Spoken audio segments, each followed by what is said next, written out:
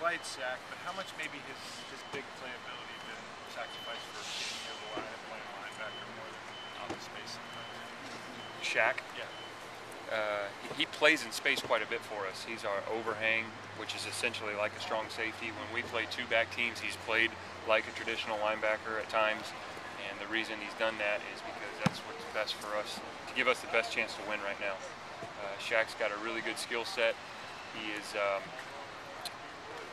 big guy, and he's still learning to play the game. He really didn't play a lot of defense in high school, and so I don't know that it's sacrificed anything. You can play him.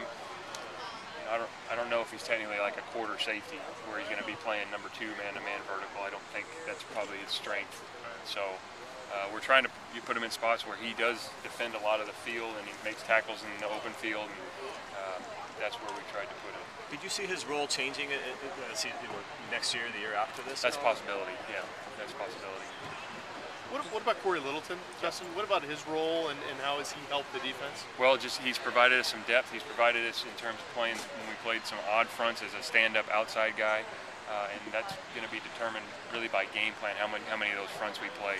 Corey's done a good job on special teams. He's been a valuable guy for us, and I think these reps that he's gotten are going to prove really valuable for him throughout the rest of this season and obviously going into next year. How much did you get involved in Shaq's recruiting after you got the job here? Because you kind of knew the family. I know you knew Saquon, right? Yeah, I had recruited Sid when I was at Cal, and so I knew Shaq was like the little guy back then.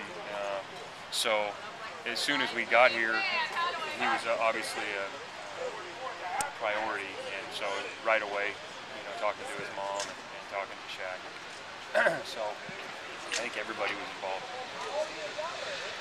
What differences have you seen from Utah's defense or offense now with the quarterback change and kind of some of the stuff? I think he's playing better and better. He's gotten better every week. He runs better than people probably give him credit for, and he throws good football. So they spread the ball around on offense. They run a lot of different types of gap run schemes, powers and counters and stuff like that.